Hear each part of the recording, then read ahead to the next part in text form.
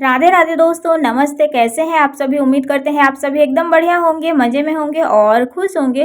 तो दोस्तों, भाद्रपद माह के शुक्ल पक्ष की एकादशी तिथि, जिसको कि परिवर्तनी एकादशी के नाम से जाना जाता है, और इस दिन भगवान विष्णु के 52 अवतार और भगवान गणेश की पूजा की जाती है।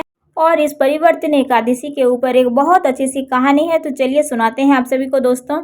तो युधिष्ठिर कहने लगे, हे प्रभु, भाद्रपद के शुक्ल पक्ष की एकादशी का नाम क्या है तथा इसकी विधि कृपा करके हमें बताइए। तब भगवान श्री कृष्ण ने कहा, सभी पापों का नाश करने वाली उत्तम वामन एकादशी की महिमा मैं तुमसे कहता हूँ, इसे ध्यान पूर्वक सुनो। यह पद्मा एकादशी, परिवर्तनी एकादशी, जयंती एकादशी भी कहलाती है। इस दिन पूजा करने से, व्रत रखने से वाजपेयी यज्ञ के फल की प्राप्ति मिलती है। सभी पापियों का नाश करने के लिए इससे बढ़कर कोई उपाय नहीं है। जो भी मनुष्य इस दिन एकादशी की व्रत और मेरी वामन रूप की पूजा करता है तो उसे तीनों लोक पूज्य होते हैं। अतः मोक्ष की इच्छा करने वाले को इस दिन मोक्ष की प्राप्ति मिलती है। जो कमलनयन भगवान का कमल से पूजन करते हैं वे अवश्य भगवान के समीप जाते हैं। जिसने भी भाद्रपद शुक्ल पक्ष की एकादशी को उपवास और पूजन किया, उसने ब्रह्मा विष्णु सहित तीनों लोक का पूजन किया। अतः हरिवासर अर्थात एकादशी का व्रत अवश्य करना चाहिए। इस दिन भगवान श्री कृष्ण हरि करवट लेते हैं, इसलिए इसको परिवर्तनी एकादशी कहा जाता है।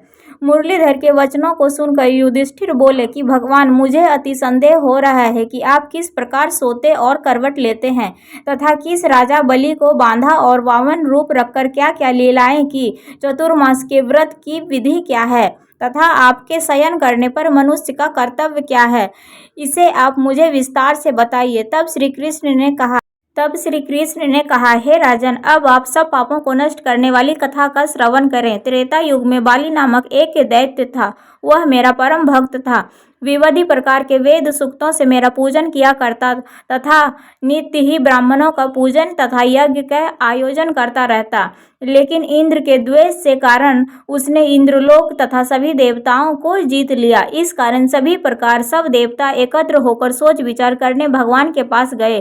बृहस्पति सहित इंद्रादिक देवता प्रभु के निकट जाकर और नतमस्तक होकर वेद मंत्रों द्वारा भगवान का पूजन और स्तुति करने लगे। अतः मैंने वामन रूप धारण करके 5वां अवतार लिया और फिर अत्यंत तेजस्वी रूप से राजा बाली को जीत लिया। इतनी वार्ता सुनकर राजा युधिष्ठिर बोले, हे जनार्दन, आपने वामन रूप धारण करके उस महाबली दैत्य को किस प्रकार जीता? तब भगवान श्री कृष्ण कहने लगे, मैंने बाली को 3 पग भूमि की याचना करते हुए कहा कि ये मुझको 3 लोक के समान है और हे राजन, यह तुमको अवश्य ही देनी होगी। राजा बलि ने इसे तुच्छ याचना समझकर 3 पग भूमि का संकल्प मुझको दे दिया और मैंने अपने निर्वित कर्म रूप में आकर अपने आप को बढ़ाया, यहाँ तक कि भूलोक में पद, भूव्रलोक में जंघा, स्वर्लोक में कमर, महालोक में पेट, जनलोक में हृदय, यमलोक में कंठ की स्थापना कर सत्यलोक में मुख, उसके ऊपर मस्तक स्थापित किया। सूर्य, चंद्रमा आदि सब ग्रह गण, योग नक्षत्र, इंद्रादिक देवता और शेष आदि सब नागगणों ने विविध प्रकार से वेद सूत्रों से प्रार्थना की। तब मैंने राजा बलि का हाथ पकड़कर कहा कि हे राजन, एक पग से पृथ्वी और दूसरे पग से स्वर्गलोक पूर्ण हो गए, अब तीसरा पग मैं कहाँ रखूं? तब राजा बलि ने अपना सिर झुका लिया और मैंने अपना पैर उसके मस्तक पर रख दिया, जिससे वह मेरा भक्त पाताल को चला गया। फिर उसकी विनती और नम्रता को देखकर मैंने कहा कि हे बाली, मैं सदैव तुम्हारे निकट ही रहूंगा।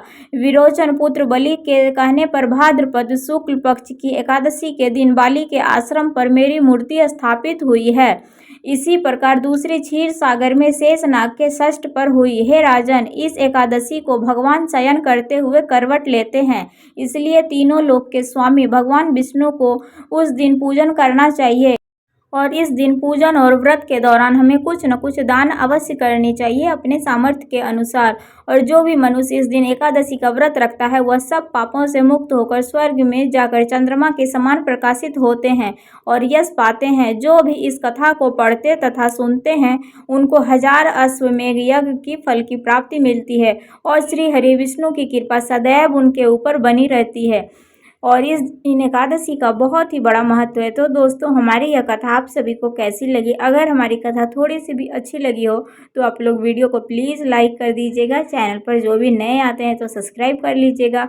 और हमारी कथा को सुनने के लिए और देखने के लिए हमारे वीडियो आप सभी को बहुत बहुत धन्यवाद। मिलते हैं आप सभी से एक और अगले वीडियो में, तब तक के लिए बाय बाय, राधे राधे। और आप सभी को एकादशी की फिर से ढेर सारी शुभकामनाएं दोस्तों।